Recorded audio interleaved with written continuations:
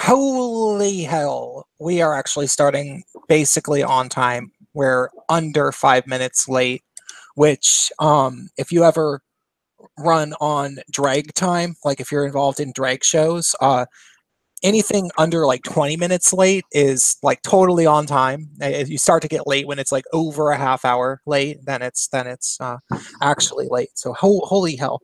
Hi, are you a man? Are you a gay man? Are you somebody that isn't necessarily a gay man, but is particularly interested in gay male issues, or just male issues, or just somebody that enjoys listening to gay guys talk? Like maybe you're a really, really, really smart, genetically modified gorilla or something, and you've realized that humans are evolving to be the level of intelligence that you are.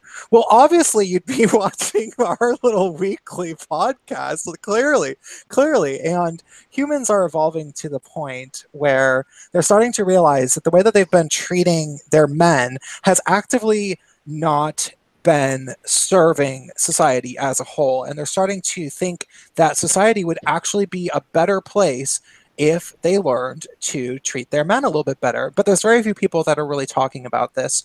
Well, this is one of the places that is the Gaytriarchy stream. And this week we have probably our, well, certainly our most well-known guest in the manosphere. You know her, you love her, Alison Tieman of Honey Badger Radio. Welcome to the Rubin Report.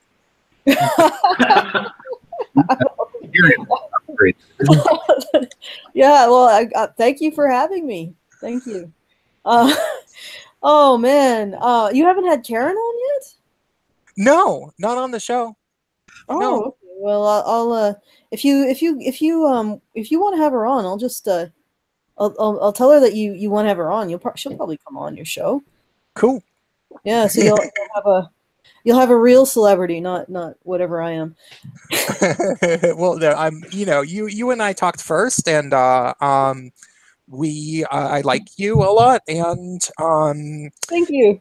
Spacepan, our other guest, who is unfortunately not here, our other co-host, because he's in Hong Kong, and he kind of acted like he would have his Wi-Fi by now, but I guess it's taking like 3 weeks or 2 weeks or something like that to get his Wi-Fi set up.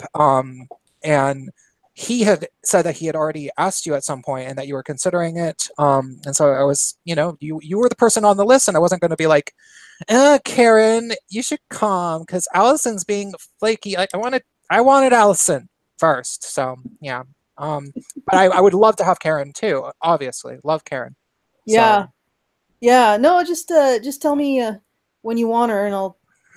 So is it always on Fridays? Yeah, it's always on Fridays. Okay. Well, I'm sure that she would be very much willing to do it because I think a week or so ago, we went on a like a smaller channel, smaller than yours, definitely. And we had a conversation. So it's not about the size; it's about the asking. Cool. Yeah. And the thing is about Gaytriarchy is that like we really definitely are the only people doing what we're doing. Like I say that in full confidence because my channel, I'm just under 13,000 subscribers. I'll probably break 13,000 within the next month or so, and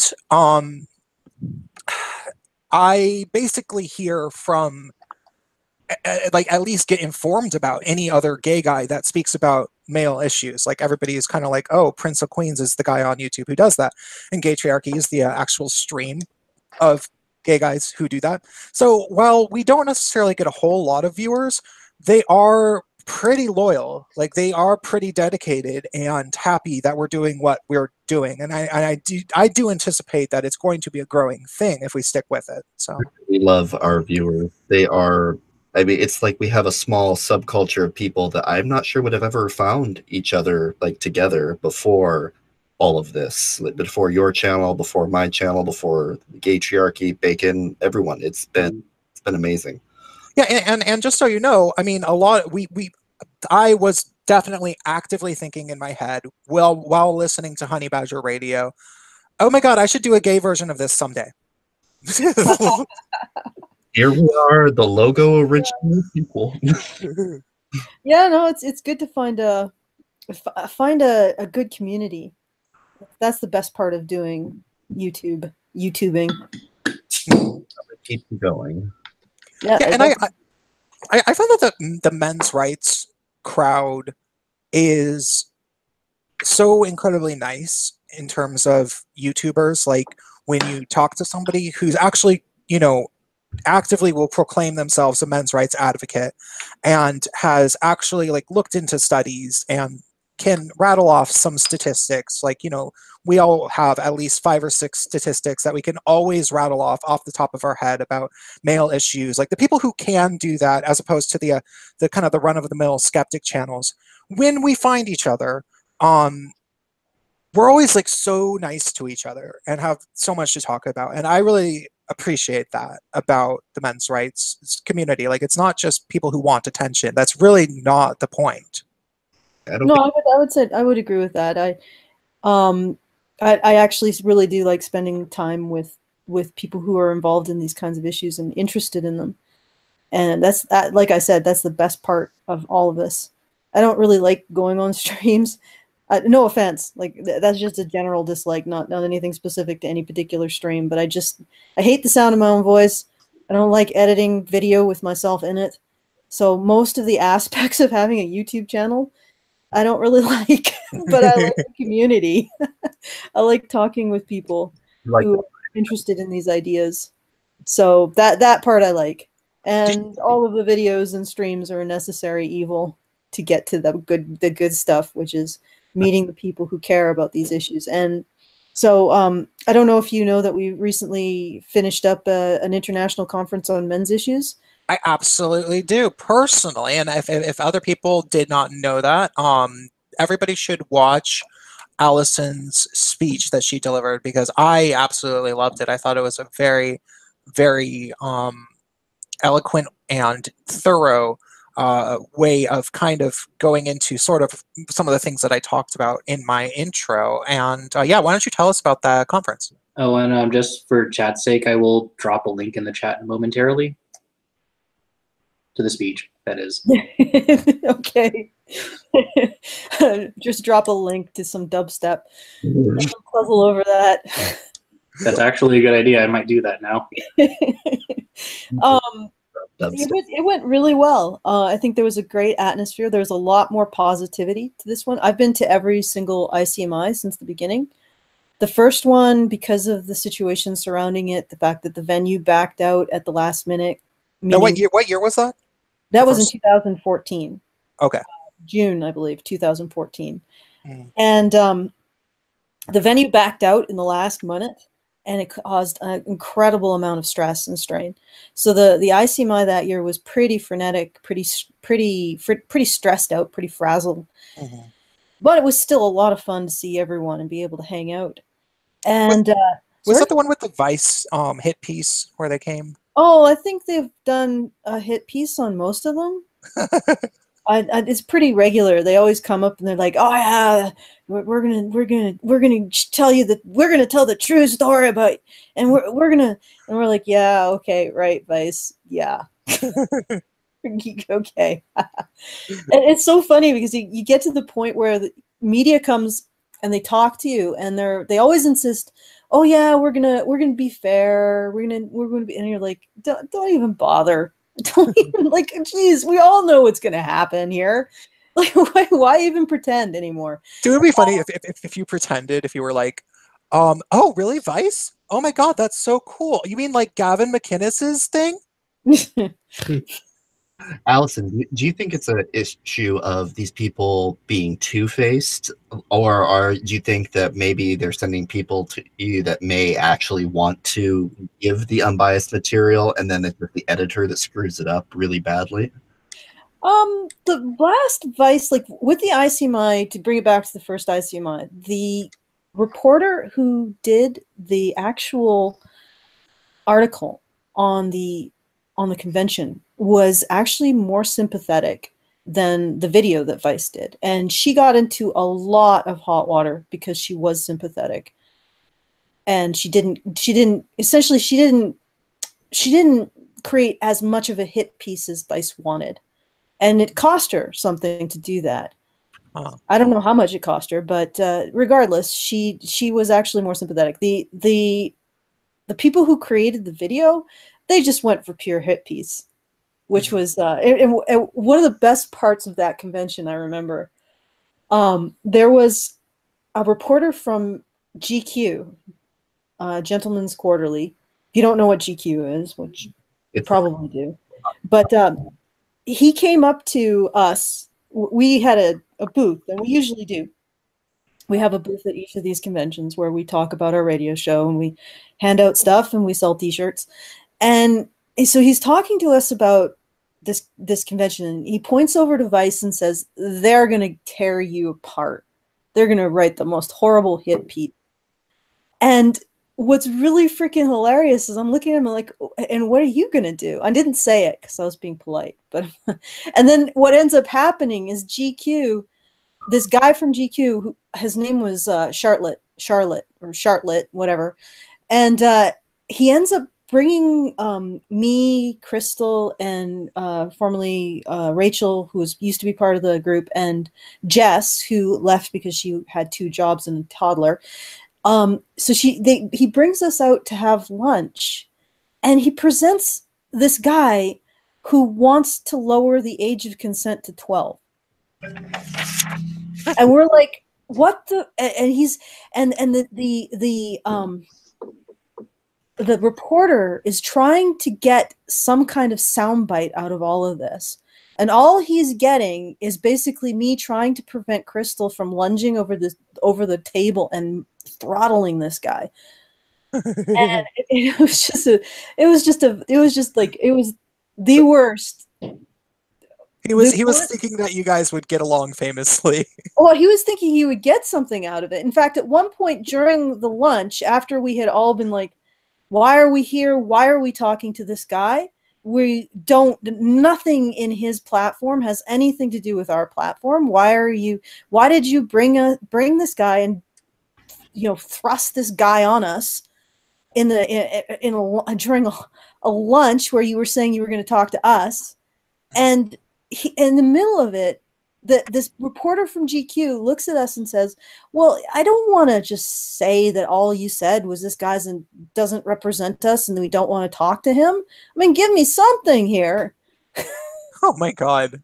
I know. And I'm like, what are you on? And then Rachel started talking about her porn interests, and my husband at that point stepped in and said, "Okay, Rachel, shut up," because the media loves to spin this as some kind of, they love to get some sort of sexual story or sexual scandal. That's what they're searching for. So don't talk about that stuff. And then we just left, and he didn't get anything from that lunch because he never reported on it. He basically just took this pedo around the convention and foisted him on people to try to get some kind of soundbite from him, which he never did. And then this pedophile we only ever saw him in the company of the GQ guy. And it was just fucking like he might have been an actor anyway. I don't know what the hell was going on. Maybe he was his best friend. Who the fuck knows? But anyway, so he brings this guy, and he's like, this is what the press does. They plant shit, and then they try to frame you with the people that they've planted in your convention. Yeah. And actually, what happened is during that lunch, I actually said, that I was a victim of childhood sexual abuse, and this isn't very pleasant for me.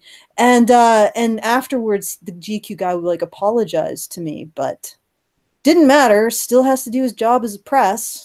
Try to smear the convention.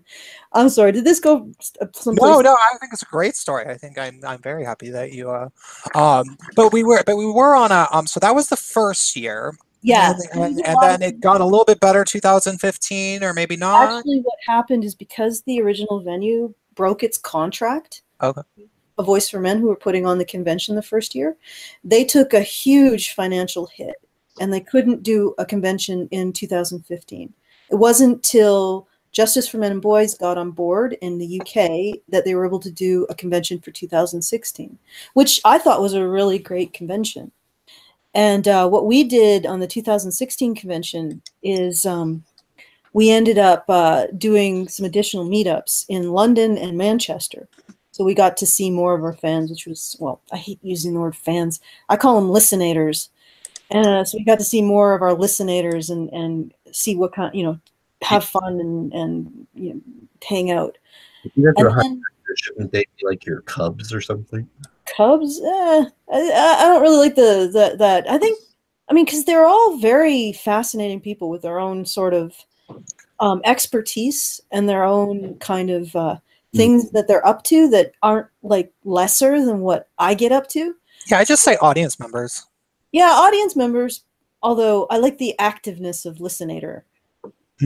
It's like it's not as passive as a listener. It's somebody who listens and doesn't necessarily agree with what you have to say, but forms their own opinion. So, and I made it up. So there you go. I like it because of that too. And so it was. 2016 was great, and 2017 I was sick, so it wasn't as good. At least not for me. Maybe it was for everyone else. But it was in Australia, which was really cool. And then we did a meetup in Sydney, which was really fun. It's great to talk to people again. Very exciting, very good energy. Again, the media came and sort of lied about it. They said that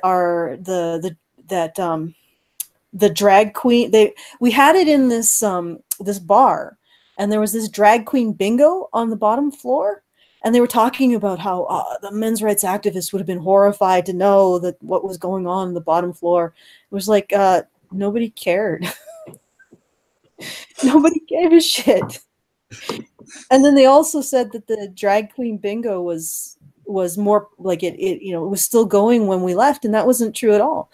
In fact, the drag queen bingo was over by the time we left and left the bar, and it was pretty late by the time we left the bar. But they sort of made it sound like it was just this small pathetic thing. But I think there was about maybe 50 or 60 people there, and it was bigger than the drag queen bingo. But that's not the important part. And it was also much more lively in some ways. So and I didn't want to compete with the drag queen bingo either. It's perfectly compatible events. Did any of the MRAs talk to the drag queens at all?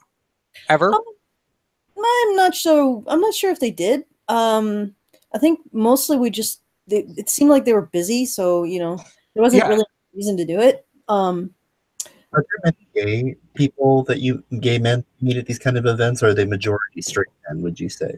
Well, our events, I would judging from the statistics we have on the people who are in, for example, our patron Discord, we attract probably 50% straight and 50% lesbian well, not many lesbians, I'll have to say, bi, gay, trans.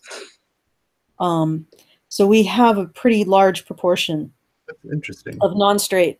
I mean, disproportionate amount of people who aren't straight in our fan base.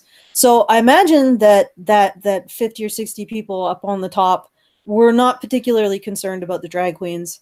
Yeah. And at all. And I doubt the straight guys were concerned that much either. Yeah, I definitely have a bit to say later about why I think that there aren't more gay men who are actively involved in the MRM. But we should continue with your story. Yeah, no, it was a great meetup. It was a lot of fun. I don't know. I guess part of the reason why I personally didn't talk to the crowd with the drag bingo is it just felt really a normie crowd, and I find it very intimidating. I find people with proper social skills to be incredibly intimidating. So there you go. That's why I sort of was like, you stay in your lane, we'll stay in ours. And then we also did a meetup in Melbourne. Oh, we also did a meetup in Gold Coast separate from the ICMI. And that went great. We went out for supper and a bunch of people, and I got like these great drawings from this one shy young man. And then we did one in Melbourne. unfortunately, we didn't really have a venue in Melbourne, so we were just streaking through the darkened streets like this horde of really awkward people, all in a group. The awkward horde attack. An awkward horde.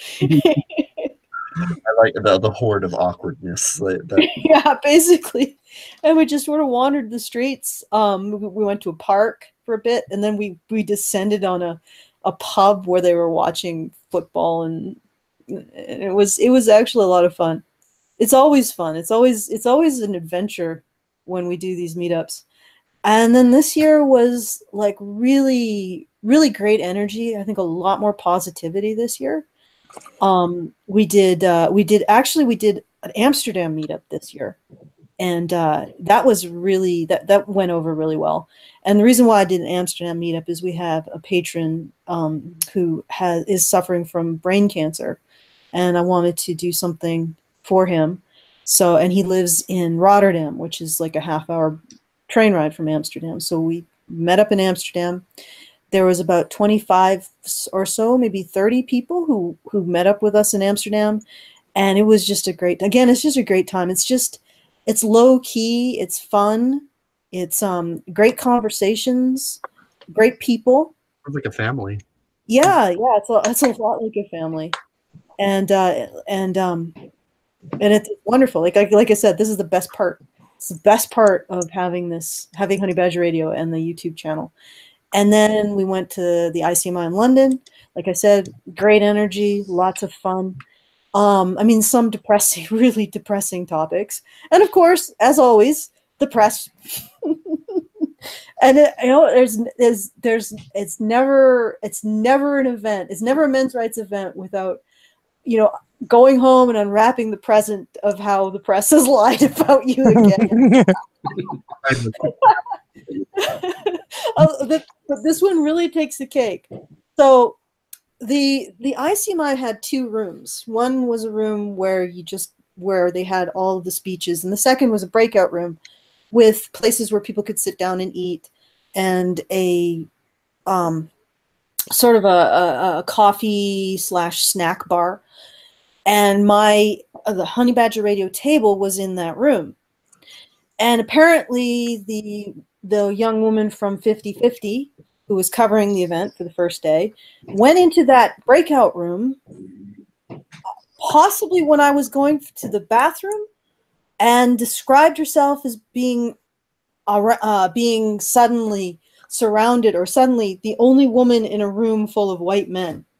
Which is interesting, and because there was a black man who was a security officer, a black man and white guys who were working the snack bar, and then there was also black and brown guys who were part of the who were involved in putting on the event and talking at the event, and then there was also me at my table, and I don't know when she managed to find like the 1 second in the entire event where she was the only woman in that room.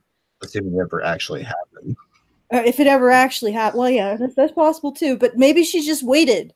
She just sat there and she's like, oh, that's a woman there. Oh, there's a black guy. Oh, well, okay. What? Still...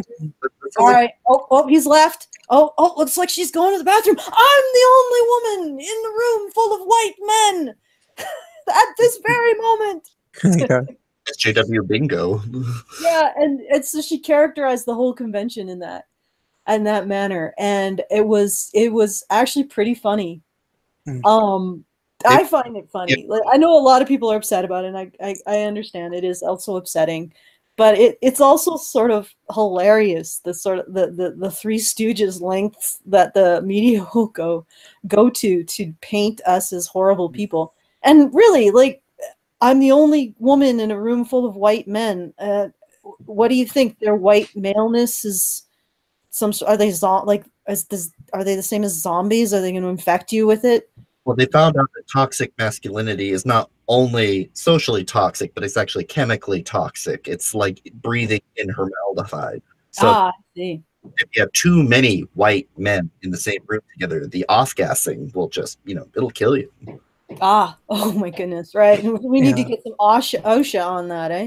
Well, yeah, and if you were to mention the racial minorities and females in attendance of any of these events, or like if you were to talk about a Proud Boy gathering and how there are, you know, I only know one Proud Boy, and it was the first black guy to join the Proud Boys, you know, like and we became YouTube friends. And if God forbid you ever mention the black guys, because they will have a field day with that. Oh, now you're tokenizing them. Now you're trying to use them as your prop. So it's like you literally can't win. Well, if you don't care about the truth, you only care about the message. Well, then any distortion is not a lie. It's just editing. Exactly. It's purifying the truth of the matter. So we got the press in there doing their usual song and dance. I think the most exciting part of the convention was actually Eric Anderson. You guys listened to his, I think that maybe that would relate to the topic of your stream. You guys know Eric Anderson, right? I do. I know that you guys were having a critique stream with Brian and Aiden, and I was listening to some of it when I was doing my kind of like get ready for bed routine, where I do some back exercises and crap. And so I didn't really catch all of it, and I didn't completely follow what he was actually trying to argue. But suffice it to say, from the impression that I got of what he was trying to say, I didn't like him, and I felt like he was doing a very irresponsible job of delivering his message, and it was something that I personally would never say as a gay guy. Okay, all right. So let me give you a little bit of a rundown from Eric Anderson. Eric Anderson is Michael Kimmel's protege. He is the vanguard of this research that young men are moving away from identifying as masculine. And when he was interviewed by Brian essentially sort of asked him, so what you're saying is that masculinity is homophobia, and that femininity is not being homophobic. And Eric Anderson sort of said yes to that, which was just, it was jaw-dropping. And after that, Brian asked a whole bunch of people, so on a scale of 1 to 10, 1 being feminine and 10 being homophobic, where do you lie?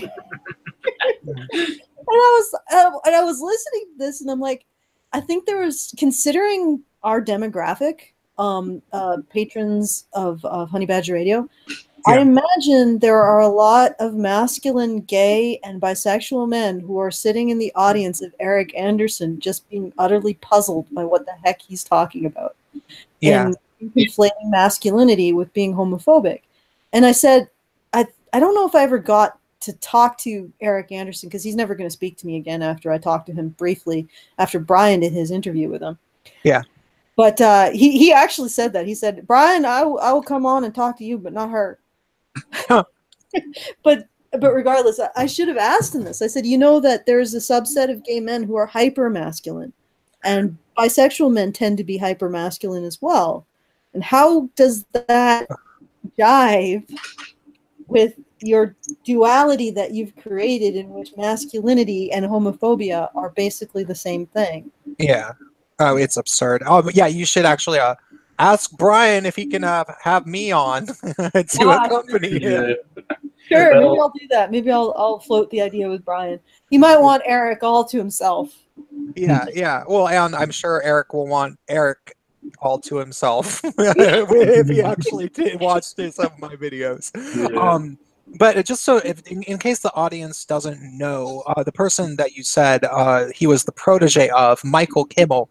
Michael Kimmel is a heinous, just like I think the best way to describe Michael Kimmel is the most elaborately dishonest, bootlicking male feminist that you could possibly imagine. Like, I wouldn't even say that he's a con artist. It's more like he knows every rich feminist con artist and he follows their instructions to a T, apparently, is what he strikes me as. Like, he's just the slimiest.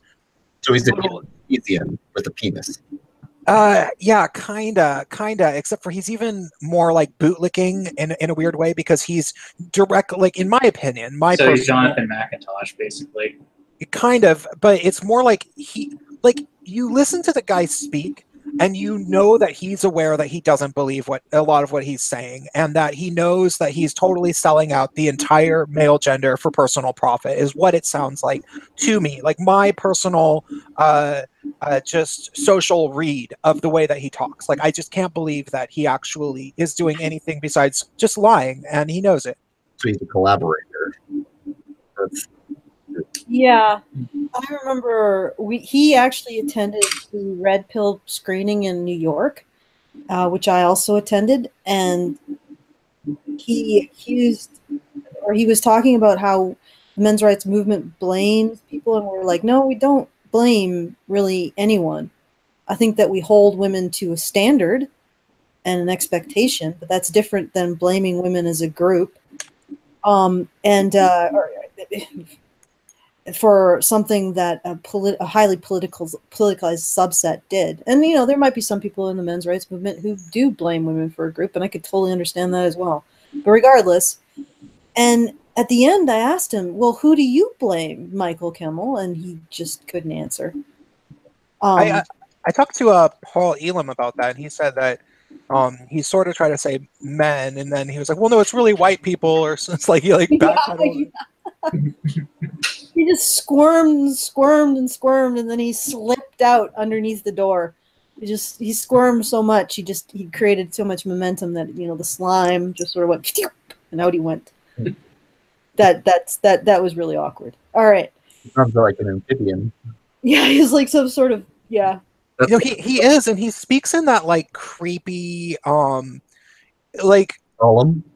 He speaks, okay, and this is so bad, but like that I would say, I don't mean that he's actually done these things in any way. I would never say this about the guy. I don't know anything about his personal details of his life, but you would almost suspect, like just from by the way he talks, his mannerisms, like you could see him on trial for being a preschool teacher that's a pedophile.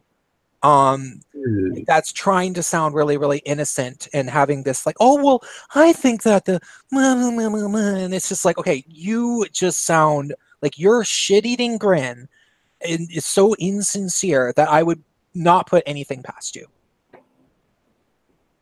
No, I've got a lovely image in my head now of a predatory preschool teacher.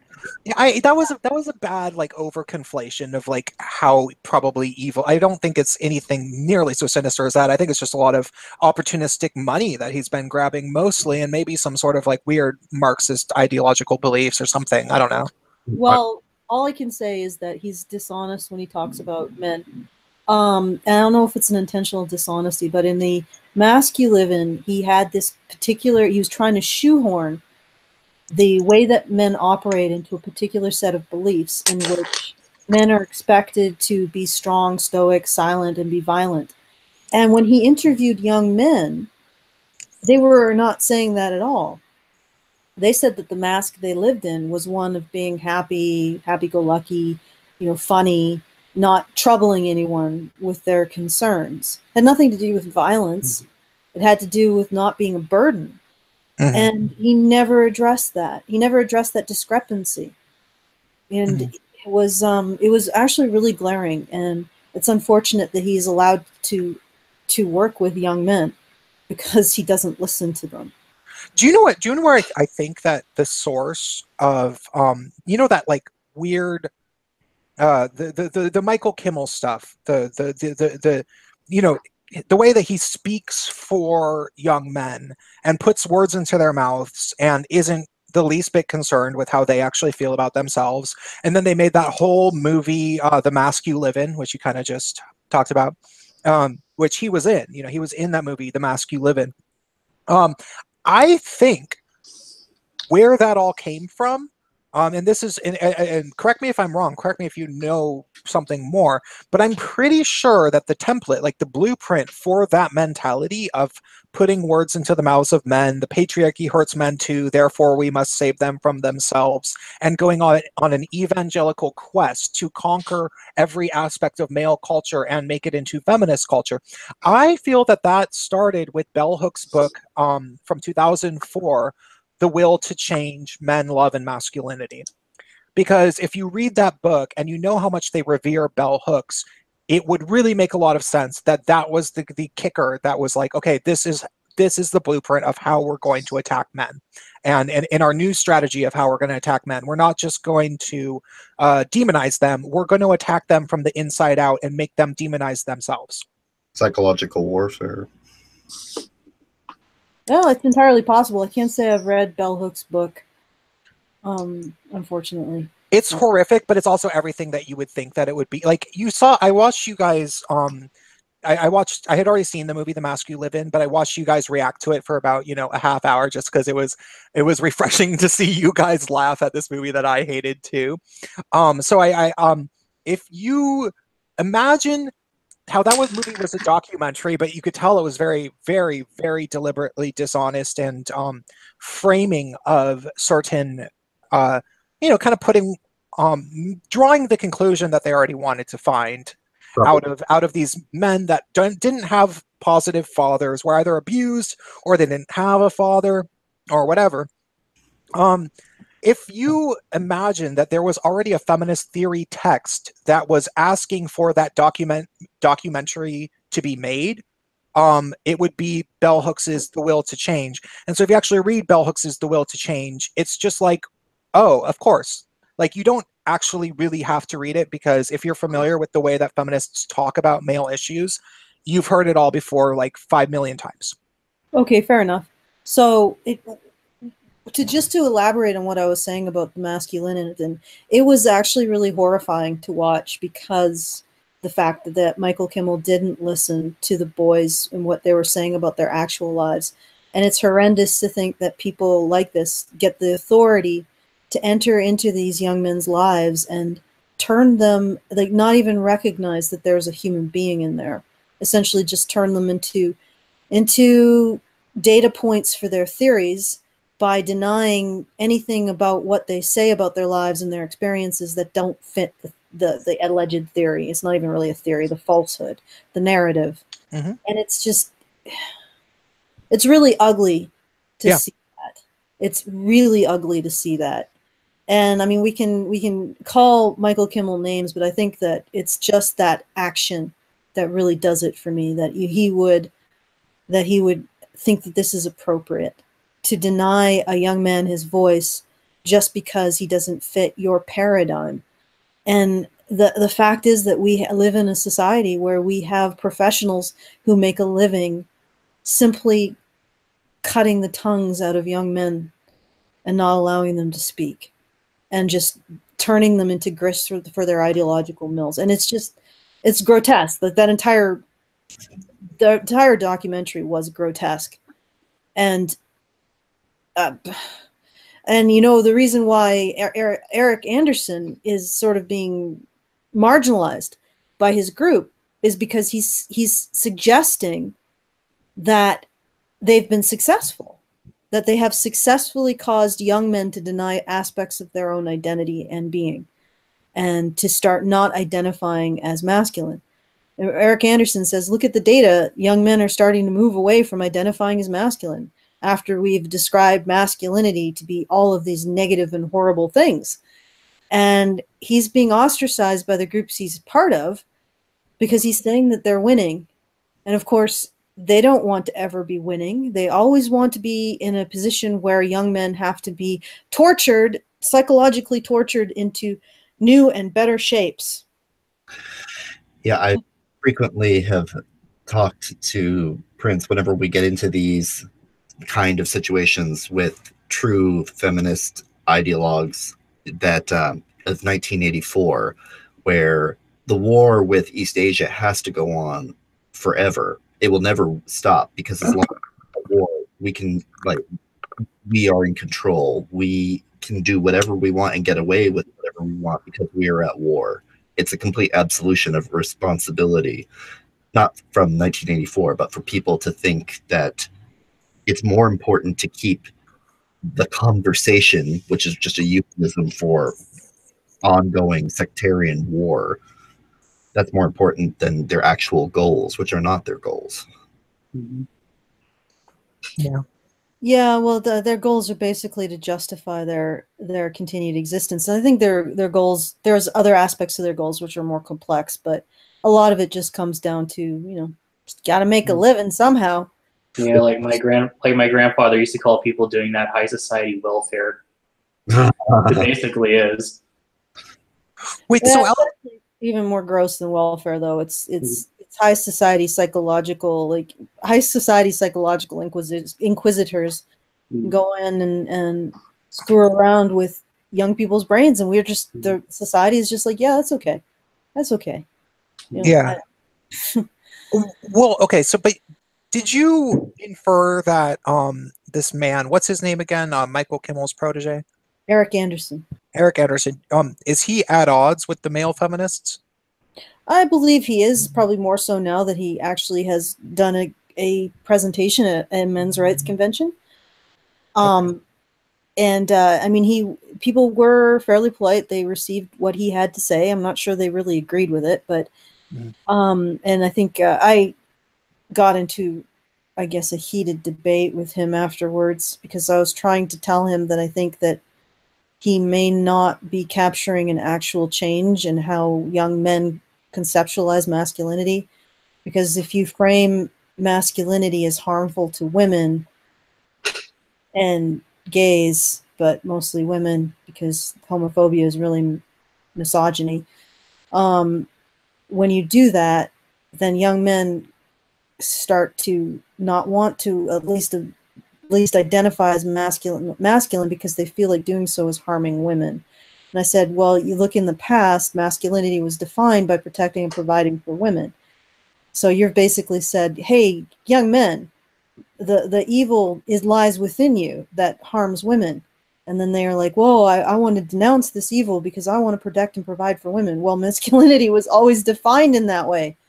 Yeah. And he never really got that. Or I would try to get him to the point where he had to make just a little inference, little tiny inference to understand the point I was making, that he hasn't actually challenged the basic nature of masculinity. Just a tiny little jump over a tiny little crack. And he'd be like, no, that's a chasm, and refuse. Was this during like the question answer period of his lecture? No, I never got up to ask the question. It was after Brian had his interview with him, and I had a crack at him. Okay. Huh. Okay. I don't know if we'll ever make that public, but it is available to the patrons. The only reason is because Brian still wants to talk to Eric, and Eric may never, ever talk to us again if we make that public. And, if he doesn't, that's okay too, but I still want to give Brian a little bit of time to try to get him back on and have a chat, see where he's at now, what's happened to him. Does this guy have a doctorate? I think so, yeah. Yeah, no, definitely. He definitely has a doctorate. Because, it's so funny, like,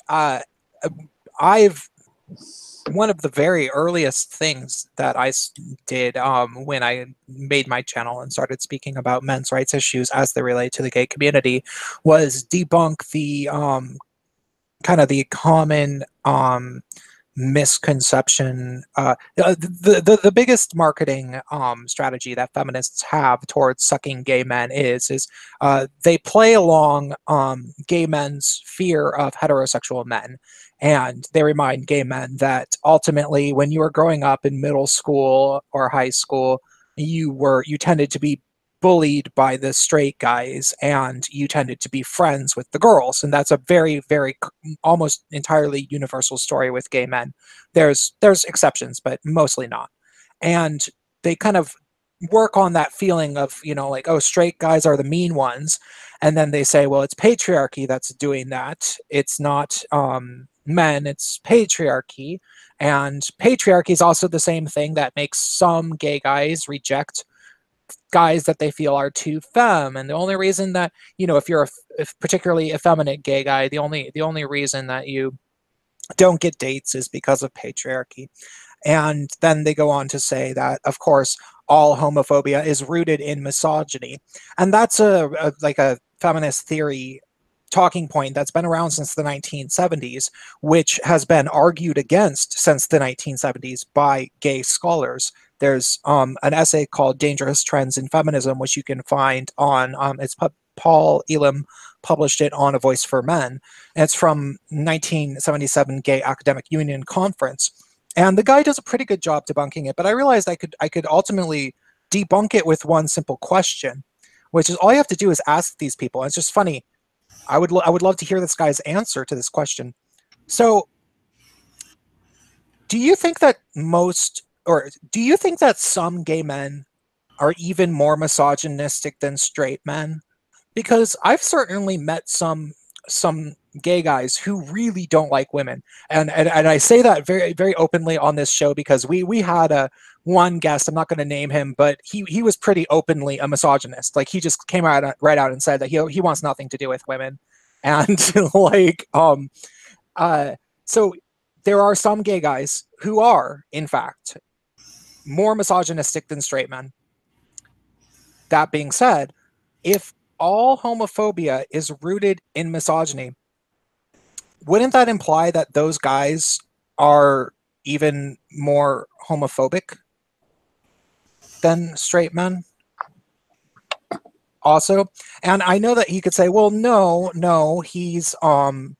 he only would have homophobia towards the guys that he saw as effeminate, or something like that. Like, that would be his way of tackling that as a response. He'd be like, well, I bet that guy, only likes gay men who are masculine, except for with this guy that I'm thinking of, he only dates effeminate men. And so it's so easy to debunk that. And it's so funny that somebody's like thesis statement that they would bring to the International Men's Issues Meetup would be based around something that you can debunk in like one question. Well, yeah. And what about masculine gay men? And is their masculinity really like is there? He's essentially saying in his thesis that masculinity is homophobia is masculinity. So if you want to express your masculinity, you're homophobic. Yeah. Internalized. What about Sparta and certain aspects of Roman society and ancient Greece? Like, are you going to argue that those cultures lacked in masculinity? They were a lot more accepting about homosexuality, at least as we define it. So, I mean, there's lots of stuff that just doesn't make sense with that theory. Well, and it's like, okay, so if that's true, then why aren't you a transgender woman? Like, why are you even the least bit masculine at all in any way? If you're supposed to be a gay guy, doesn't that mean that you inherently hate yourself, especially since you're supposed to be woke? Yeah, the thing is that I think a lot of this is because ironically, what Eric Anderson is doing and trying to do, and what a lot of these minority advocacy groups, not minorities, but minority advocacy, so-called advocacy groups, I think there has to be a better way of putting it, but I'll use the word advocacy for now.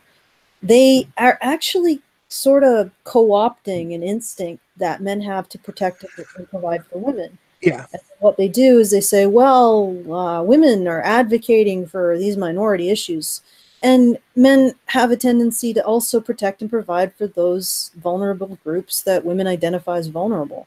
So they see women identifying these groups as vulnerable, and then they're like, okay, I got to protect these people too, which is admirable, but it's still an exploitation of masculinity. Like, it's still, it's a con, and it's a con that appeals to men's inherent gynocentric masculine interests. Well, yeah, but also I would say that calling it gynocentric is sort of stigmatizing it.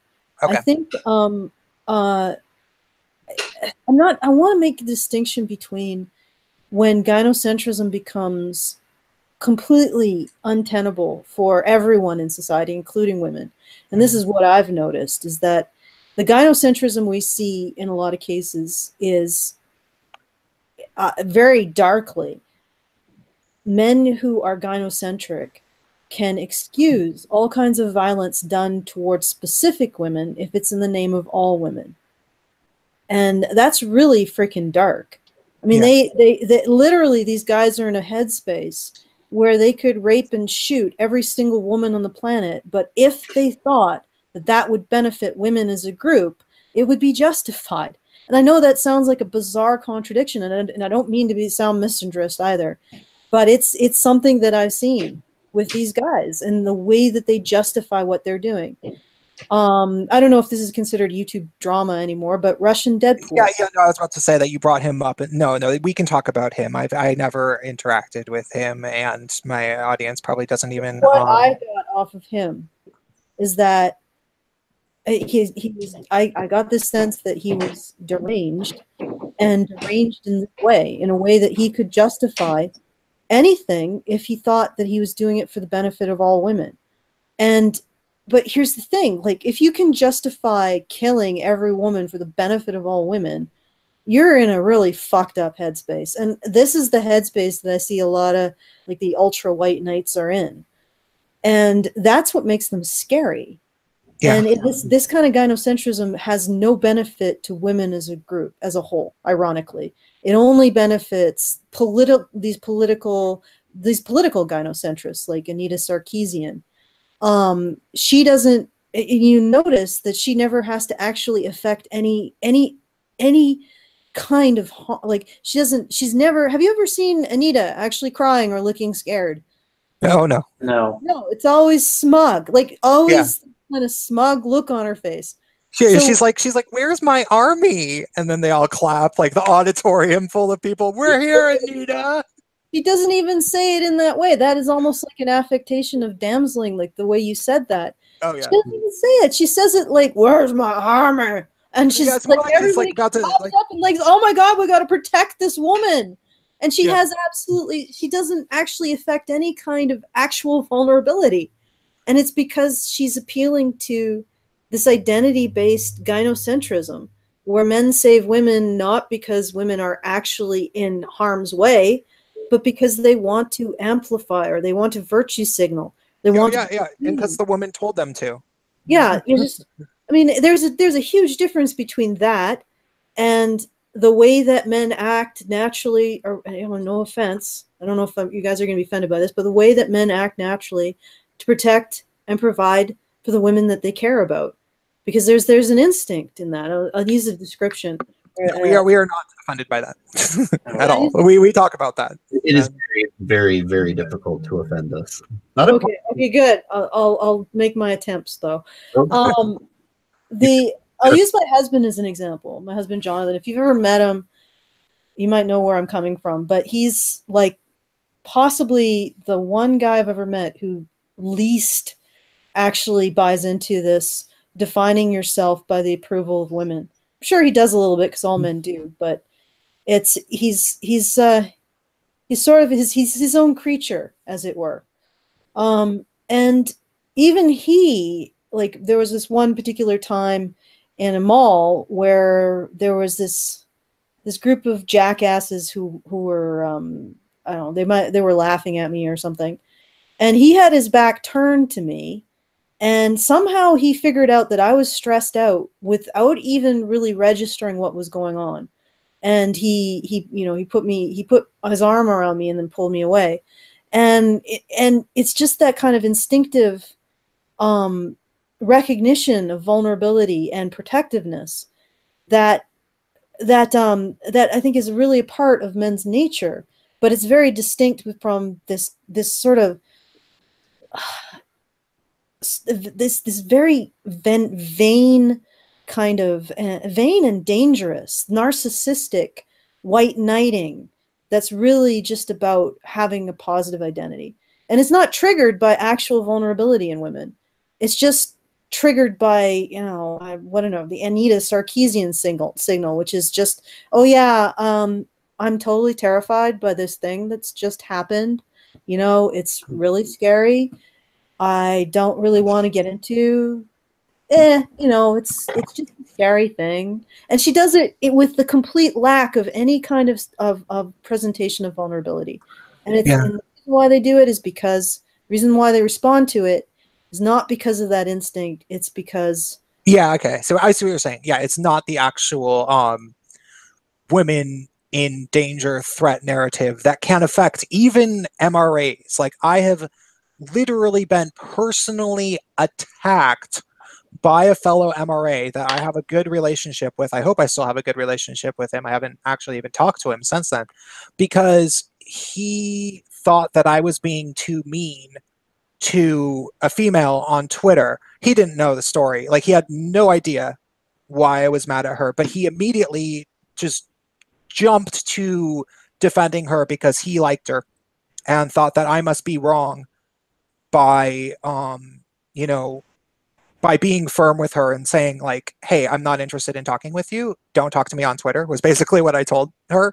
And this was, you know, a few months ago in the thick of the drama. So there were very tangible reasons why I was like, hey, girl, I don't like you and I don't like your friends. Don't talk to me, you know? And he was like, why are you being mean to her? Fuck you.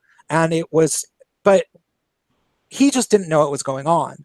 And he thought that she was legitimately being attacked unfairly. And I can see why he would have thought that. He was not being manipulated by her into a coordinated attack in the way that Anita Sarkeesian weaponizes her male white knights. Yeah, and they're not responding. Again, they're not really responding to any kind of vulnerability. They're responding to just an affected, completely almost arbitrary declaration of victimhood. Mhm. Well, Anita Sarkeesian basically says, "Come to me, you my flying monkeys, and attack." Yeah. Yeah. And this is, I guess, is the flying monkey gynocentrism, which the thing is that what I've discovered just talking to men is, and it took me a long time to wrap my mind around this and really reconcile myself to this, and several guys had to tell me about it, and be very like, you know, this is a thing. I think most men would rather not lose, or would feel like a loss if they did lose that instinct to protect and provide for women. Mm-hmm. And this is why a lot of them reject the kind of stuff that we talk about as men's rights activists, because they feel like it's a threat to that instinct. And to them, it's a huge part of their psychology. And and like I said, it took me a long time to reconcile myself to this, because I was, you know, for a long time I was like black pill, despair, rage. Why can't men tell women as a group to go fuck themselves? Yeah. I know where that's coming from because I've been through it.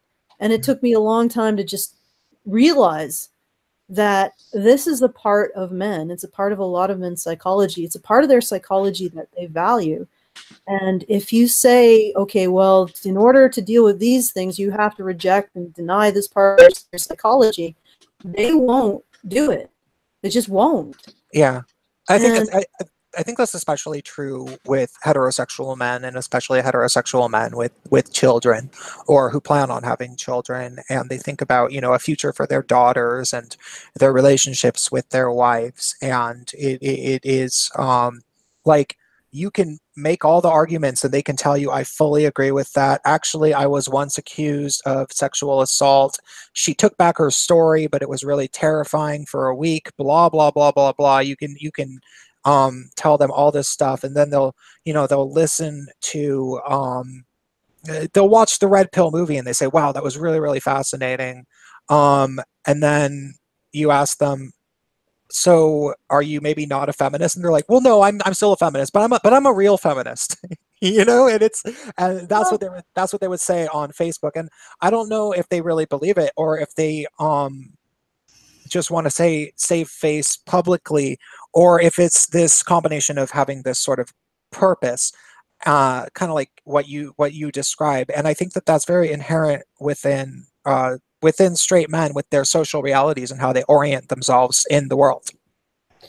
Yeah, like I understand what you're saying. I'm gonna just, because I think that we might be slightly at cross purposes. I'm not really talking about it as an identity level. So when you're talking about a guy saying, oh yeah, but I'm still a feminist, you're talking about an identity level, an ideological level. I'm talking about something that's more instinctive. Yeah, well, no, but the thing is that those guys who say that, I don't think that it's an ideological thing with them. Like the guys that I'm thinking of, I don't think, what I think is actually going on an ideological level is that I was able to, because I've had this, I know so many people on Facebook, and I am so relentless with my cramming red pills down their throat all the time because I can get away with it as a gay guy. And I have had so many instances where I was able to, you know, get through to a straight guy and get him to admit that he has been the direct victim of feminism, and maybe get him to watch the Red Pill movie, but he still feels like the thing for him to do, at least publicly, is tell everybody that he's a feminist, and yet admit that all feminists are horrible, except for he's one of the real ones, kind of like Christina Hoff Sommers. And I don't think that that's an ideological thing. I think that that's an instinctual thing. I think that that's because of his social reality and his instincts to want to have a word to describe the fact that he still, at the end of the day, prioritizes women ahead of himself. And he wants everybody to know that. Yeah, well, that's the everybody to know that part. That's sort of the narcissistic virtue signaling. What I'm trying to get at is that this seems to be inherent to the beast. And the only way to go forward is to somehow accommodate it, at least if you want to appeal to a majority of men. And like I said, this took me a long time to just wrap my head around and accept that it isn't, in many ways, it isn't respectful to men to deny that this is an aspect of what they want from their lives. And how do you do that? How do you create tools, psychological tools, so that men can be the way they want to be, but also be able to be safe, or to take care of themselves as well, and be able to say that a woman isn't actually worthy of my instinct to provide and protect for her. You know, how do you get men to that point and still respect the instinct itself? Yeah. So, and the thing is that I'm having with gynocentrism, and I've been seeing some interesting things coming from like Peter Wright, because he's starting to make, or he has made a distinction between toxic gynocentrism and just like his natural gynocentrism, which might be a good way to go with this. But it's a quandary, you know. And I think that there might be a distinction to be made between this kind of narcissistic gynocentrism, which in and of itself is actually not very helpful for women, because it's probably behind a lot of the kind of what they would call violence against women, is this idea that you can do what you like to a woman as long as you do it for the benefit of all women. You can see this as justifications of violence against women in the Middle East. And I say that without ever saying that like it's worse than violence against men or anything, but just that is a way that they conceptualize it. They think that violently punishing a woman who doesn't abide by the strict honor codes of their sexual honor is beneficial to all women, is of benefit to all women, and that's why they justify it. Yeah. And that you can see men doing the same kind of thing in our culture as well. You know, why it's justified to kick a woman out of a convention to prevent women from being kicked out of conventions. You know, that kind of thing. Antifa or other far lefts will sometimes be incredibly racist towards people because it's to stop all racism. Yeah. Oh, Katz, you're breaking up. If you want to leave and reconnect, it might be the best thing for you to do. Okay.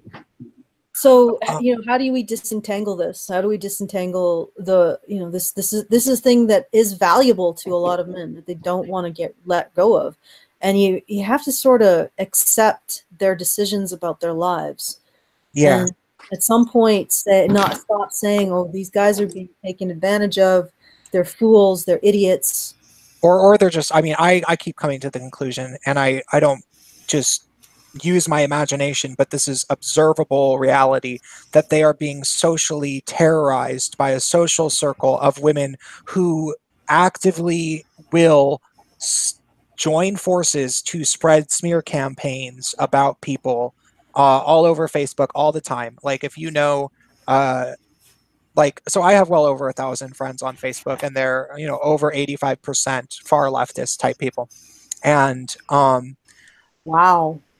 Yeah, and I had about 2,000 when I first started red pilling myself and speaking about this stuff openly. And it was funny, you know, at first all I said was, hey, I've actually been listening to like Christina Hoff Sommers and stuff, and she actually makes some good points. And then like immediately I was blocked and smeared by like 2 people that I knew in person for years, and there were women that I had welcomed into gay spaces and been like, no, she's one of the cool women. I like her. And gay guys are like, I don't know, she's kind of weird. And I was like, no, I like her. She's really nice. We hung out.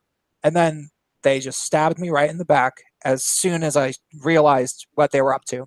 And it was really telling.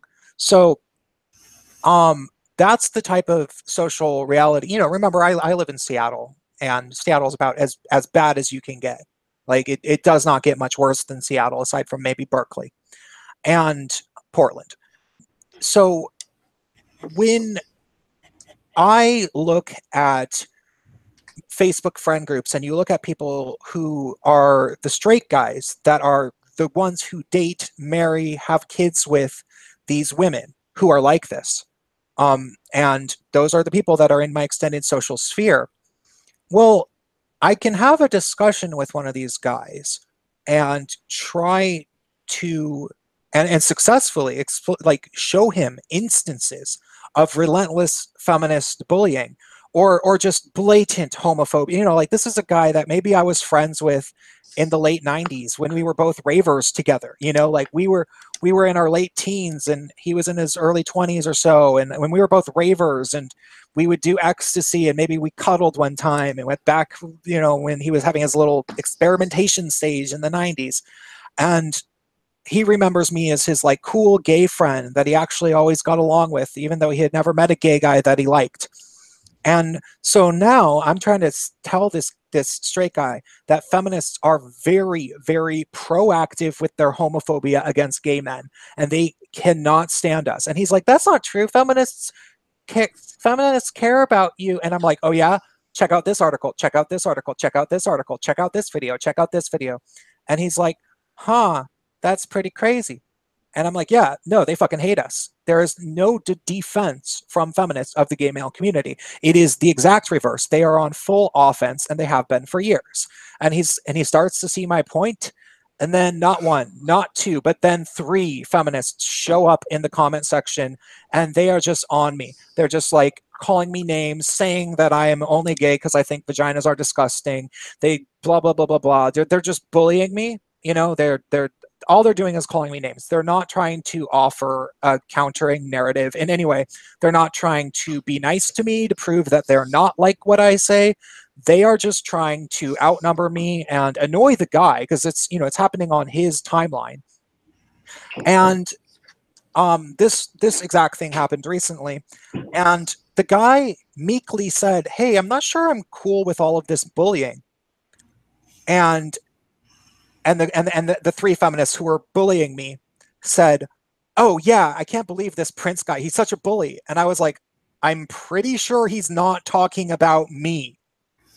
And it went on for like 2 or 3 hours of them just going on and on, continuing to bully me. And me asking him over and over, "Please tell us exactly who you were referring to when you said the thing about bullying." And he did everything he could to avoid answering. And over the course of that 2 or 3 hours, the feminists made it very clear to him that if he sided against them, like, they were like, if you unfriend any of us, if you are mad at us, it's going to be very telling about what we think about you, and if you're a true ally to women and stuff like that. Like, so basically, over the course of this day that I got into this discussion with this heterosexual man, publicly on his Facebook timeline, a group of 3 feminists who had shown themselves to smear and attempt to terrorize me, somebody that they didn't even know, they also made it very clear to him that he would get the same treatment as a straight man if he dared defy them. And so when you take all of that behavior into account, and this is a pattern of behavior that plays out within these social circles, and it mostly happens on Facebook, because you have to remember, the vast majority of leftists almost entirely have a social life that exists on Facebook. Like, that is their place. You can say Tumblr, sure, for teenagers, but it's mostly Facebook. The Facebook level of echo chamber friend circle enforcement coming from, the feminist smear campaigns and the bullyings is really, really, really rigid. And I just think that most of these straight guys are terrified. Oh, granted. Yeah, granted. This is like social level bullying. It's the point that I was making is we've gone way past it, but it's a little bit rarefied. It's more about how to try to make it so that what we're saying appeals to men without them having to give up what they apparently feel is a good part of themselves and something that now what's happening to your friend is not, it's not that. It's exactly what I would want to figure out how to like walk the tightrope between not telling men that they can't want to protect and provide for women, but at the same time explaining that, you know, you have the right to choose which women. Yeah. you have the absolute right to not want to protect and provide for a woman who's abusive, who believes in ideologies that belittle you and your masculinity and that kind of stuff. So it's like that's the point I was trying to get. Like how do you get, and what I'm finding is that this blanket, oh, gynocentrism turns off guys like that, and they could really be served by a message that sort of finds that middle ground between saying, yeah, it's fine if you want to protect and provide for women, but maybe consider which women and the quality of the woman. Yeah. No, I absolutely agree. I want to share a meme that a subscriber of mine sent to me because it's actually really speaks to what you're just talking about, and I think you'll appreciate this, assuming you haven't seen it, which maybe you have, but let me just save it on my computer real quick.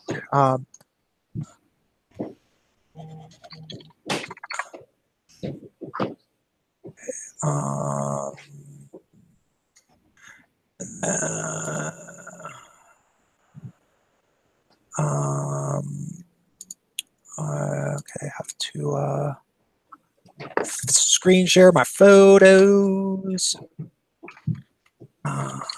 for videos. The Gaytriarchy not quite as technologically advanced as the Badger radio, I'm sorry to say. Well, we're not entirely that bad. No. So, they are quite. It's Hangouts on there. Oh. Our technical difficulties are quite bad. So, okay. Can you so present me to everyone? So everyone. There we are. Oh, God damn it! Hangouts on there. There we go. Yeah. So, it is. I'll read it. Females are not feminism. Do not conflate feminist with female. That's feminism's job.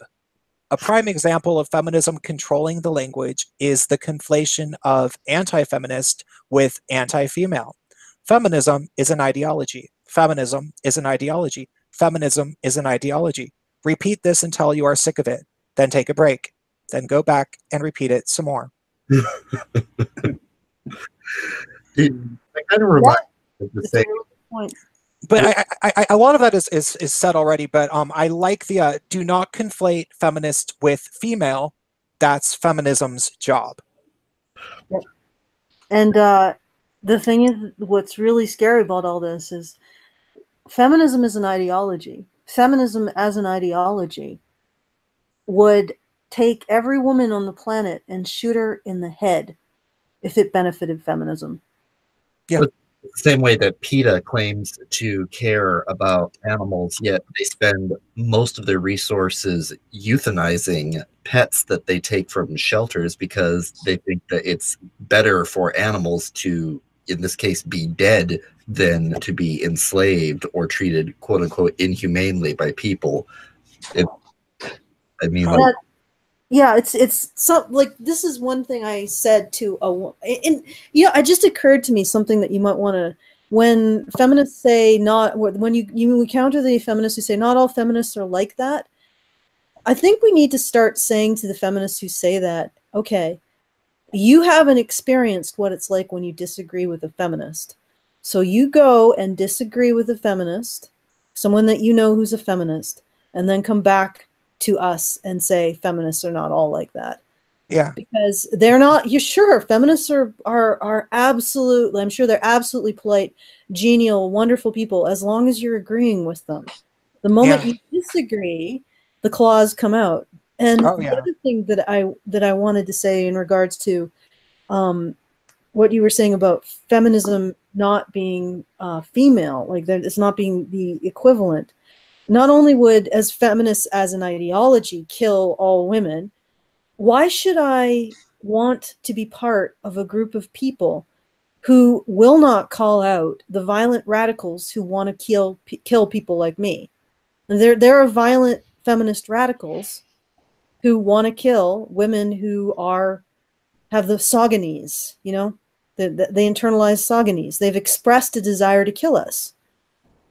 And why would I want to put my truck in with a group of people who doesn't call out their radicals who want to kill people like me? And they've never had an answer for that either. It's like, at what point do you take responsibility for the psychoticness? And you don't even have to be like, this is what I am saying. Like, you don't have to take responsibility as in this is feminism, but you do have to take responsibility for who you choose to kick out. You choose to kick out Christina Hoff Sommers, but not Valerie Salinas. You know, you see, there's sort of a thing going on there. Yeah, or even bell hooks. Like, you don't have to read any further than the living matron saint of supposed progressive feminism to find out that she is a man-hating radical with issues that was dramatically physically abused by her father before the age of 5. Yeah. So you have to think about, if you're one of those feminists who says not all feminists are like that, just consider who you're deciding to kick out of your movement and who you're deciding to keep in. And if you're deciding to keep in the radicals who say that they want to kill women like me, I mean, you spend a lot more time excommunicating someone like Christina Hoff Sommers or Kathy Young than you do the radicals who want to kill women like me. And that speaks loudly. Yeah. It speaks very loudly. And I'm sorry, but I know that I am a minority among women. I know my gender expression is a minority among women. And I'm not going to give myself over to a group that advocates for the majority gender expression of women, and wants to, you know, their radicals want to kill me. Sorry, I'm not going to be part of that. Yeah. Well, and I'm one of the people that's been expelled from, you know, the inner circle of the left in that really dramatic, vengeful way, because I was a queer artist that was signed on a record label and did theater, like a lot of it in the San Francisco Bay Area. And it was mostly things that, you know, if you looked at the flyer for like 30 events that I performed at, it would say queer on them, you know, and queer became synonymous, if it wasn't always, with feminist. And I was right there, me performing. Now, I was never a feminist, technically. I never really thought that much about it, and all my friends were gay guys for the most part. A few trans people, a few cool lesbians, sure. But the dramatic, over 90% of my friends were gay guys, because it was San Francisco, and you can just hang out with gay guys, and it's like that. And when I knew all of their politics backwards and forwards, and, you know, I just didn't really speak all that much about it. I just was like, hey, I just want to do my art, and if you think that my art is political and you want to book me at this show, that's cool. I'm a gay guy, I guess, fine.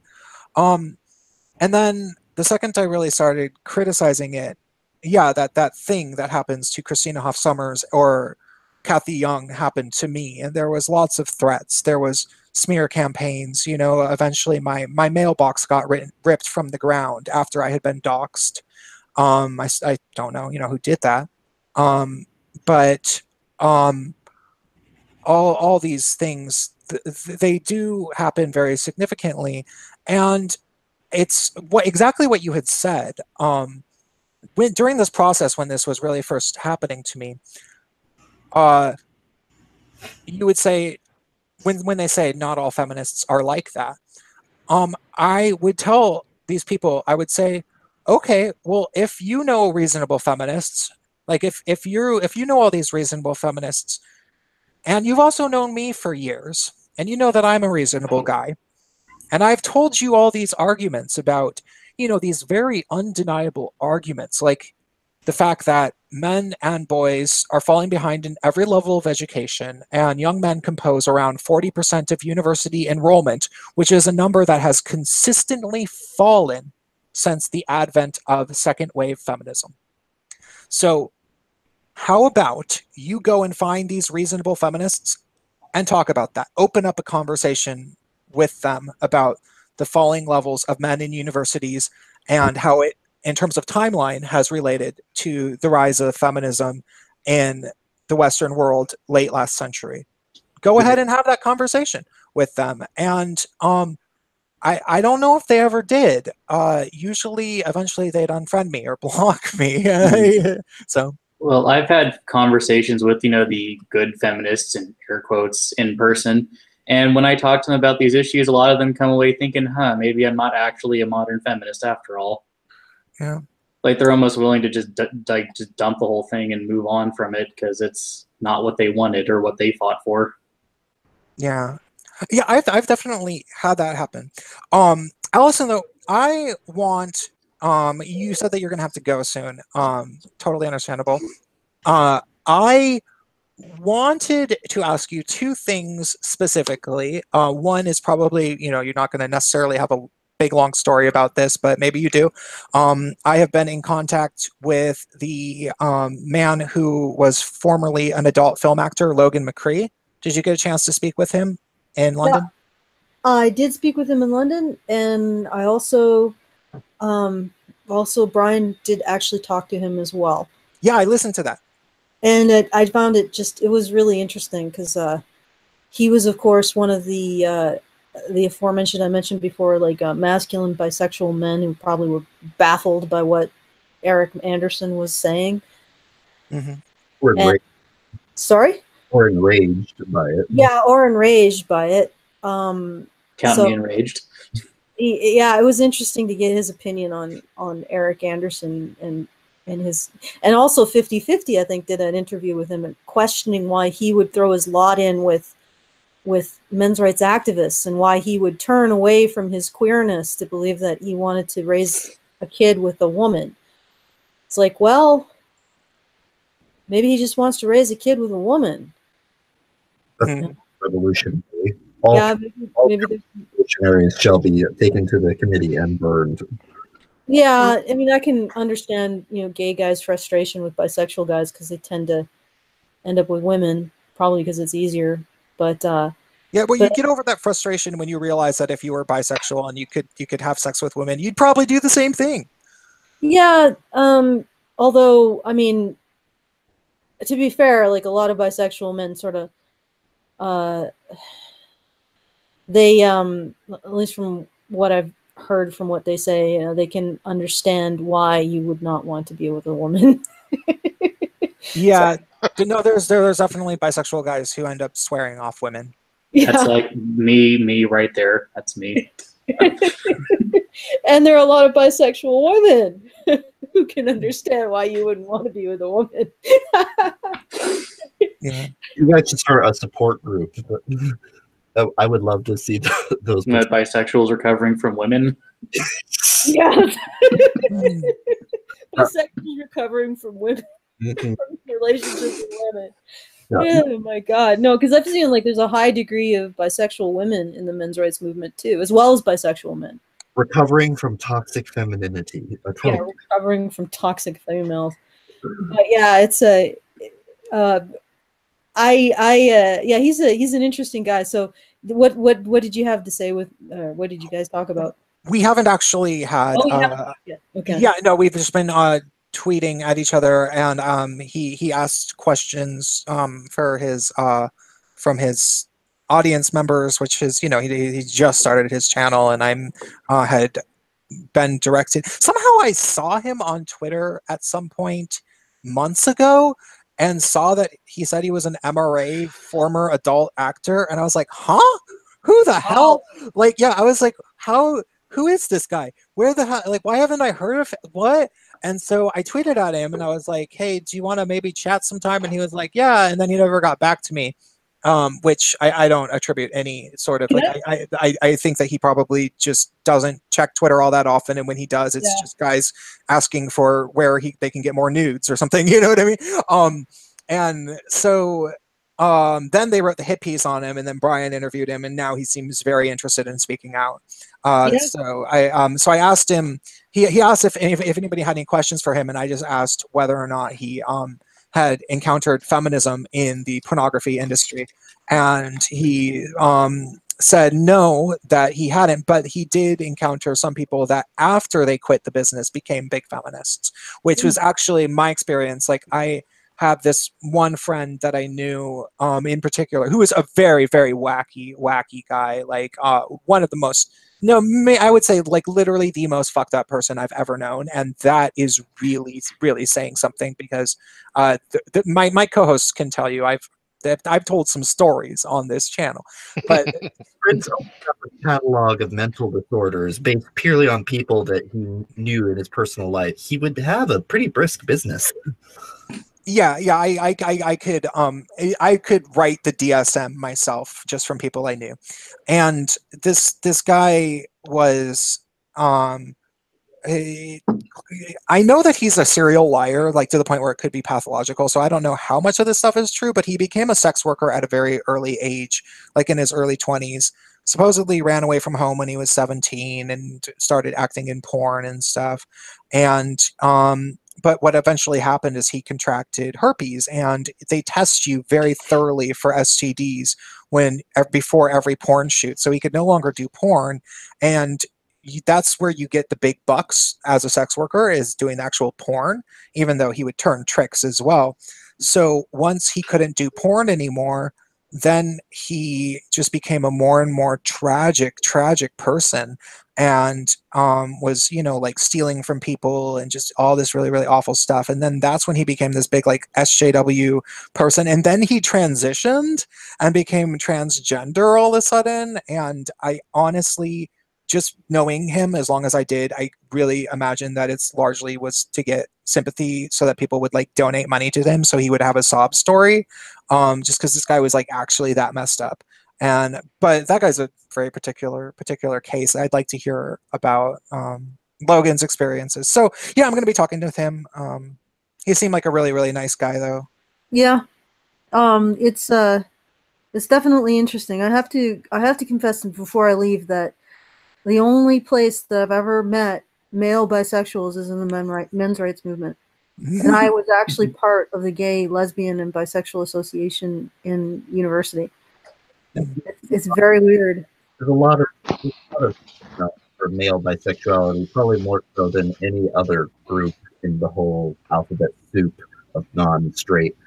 Like it's not an unenviable position for people to be, because neither side, generally speaking, will validate their existence, and they're kind of a problem for a lot of talking points, so they usually get ignored.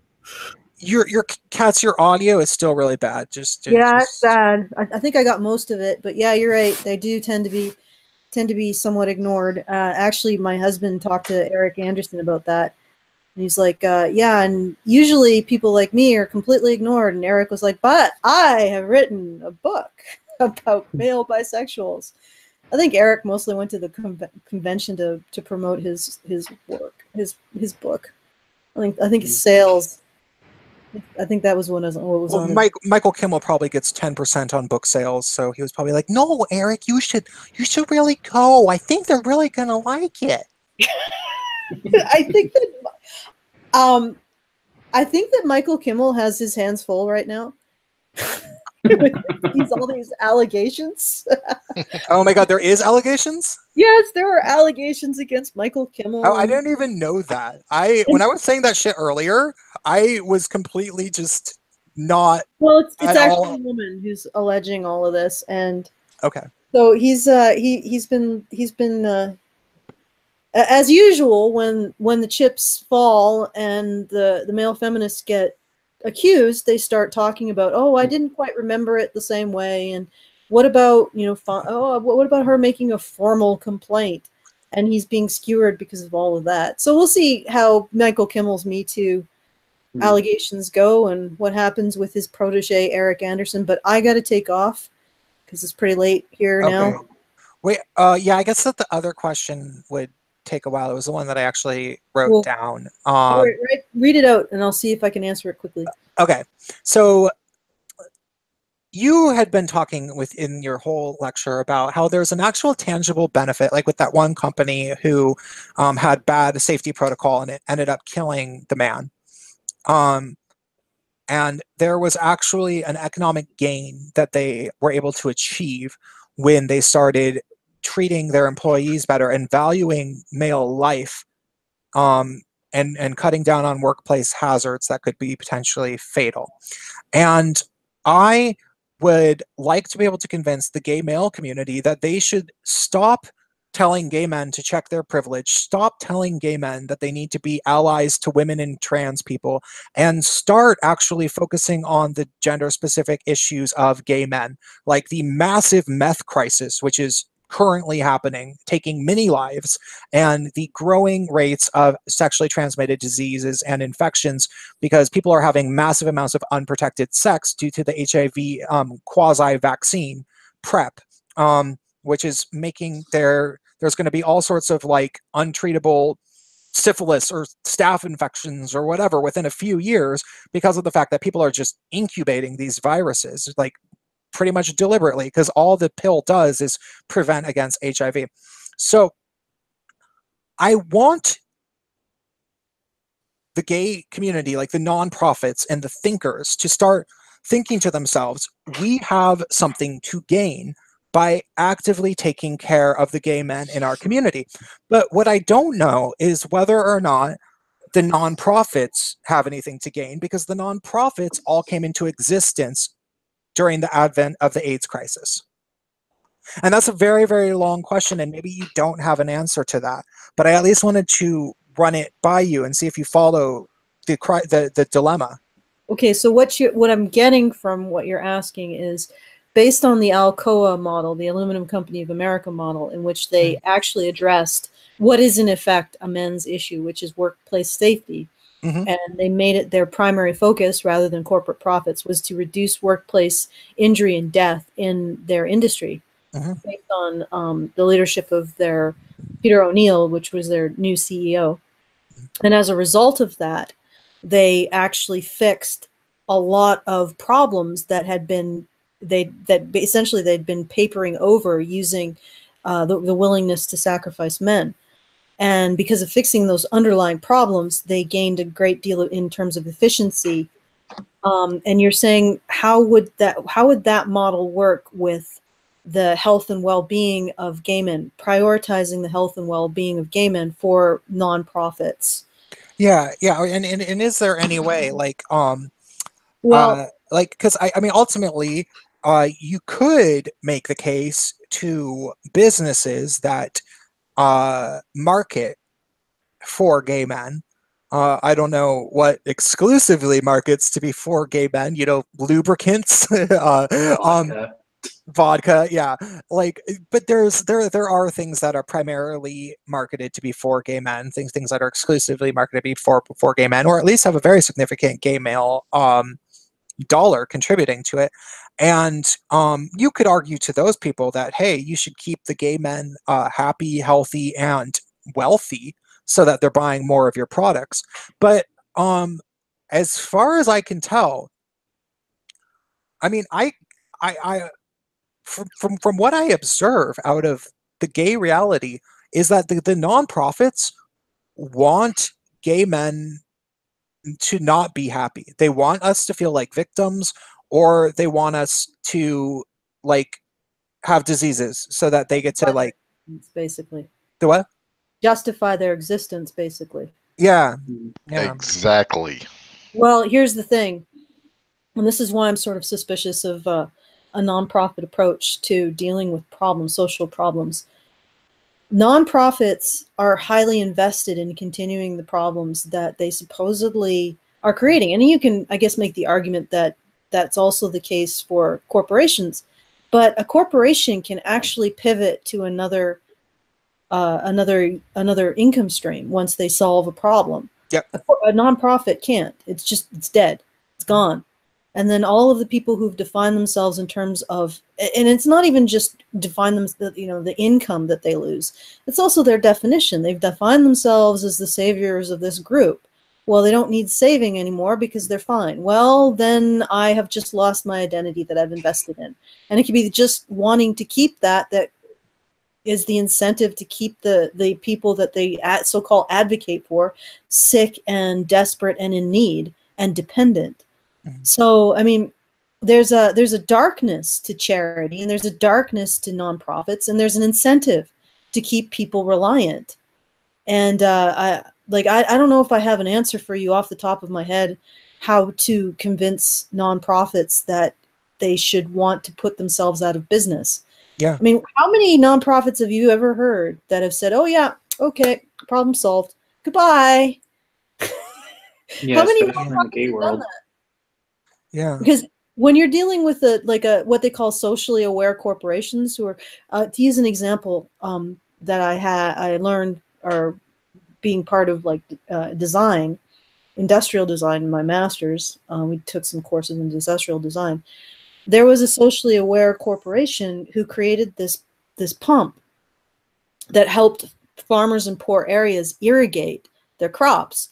And they didn't do it for charity. It was actually a product that they sold.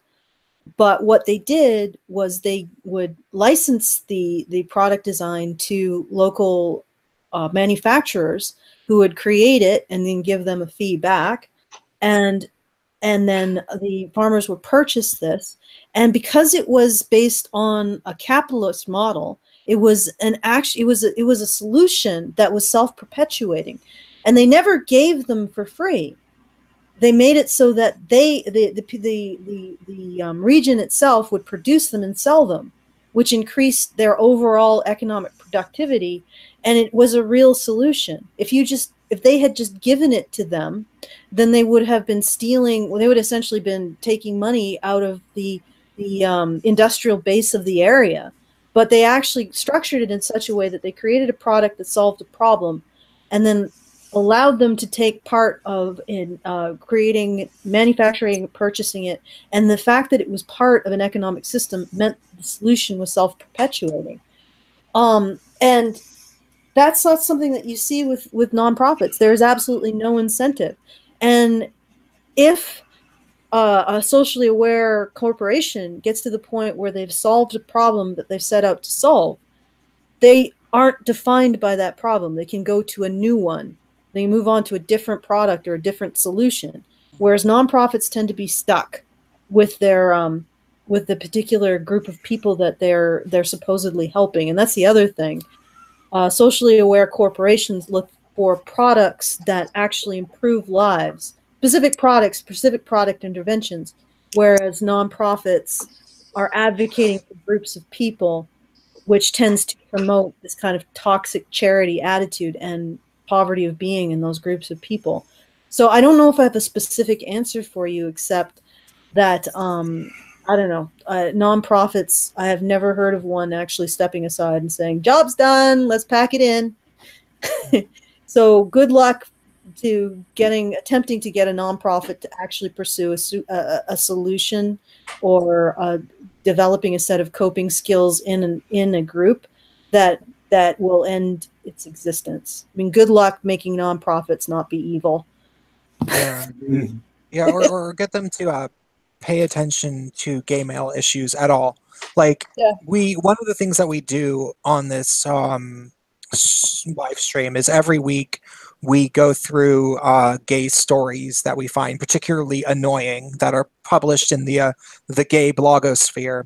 And there's, pretty much every 2-3 weeks, always one that's like, gay male misogyny, blah, blah, blah. White gay men are problematic, blah, blah, blah, blah. And that's all it is. There's never a, hey, you guys, there's a meth crisis going on. What do we do about that?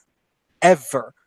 And that's one of the things that we talk about, and I talk about on my channel, like I mentioned these things. And you would think that by now, one of these blogs would have done a hit piece about me. Like I have about 2,500,000 views on my channel. Pretty sure they're aware that I exist. it's kind of funny that I haven't even done a hit piece about me by now. So, you know. Yeah, it's well, they don't want to acknowledge what you're saying. Yeah. Which that gay men might you can actually advocate for their issues rather than advocating for them as a problem. But I really got to go. Yeah, it was wonderful, wonderful. Thank you very, very much. No problem. It was great having the conversation, and thank you for letting me talk for so long. Oh no, you would be more than welcome to be on for longer. Okay, thank you, and have a good night. You too. You too. Bye.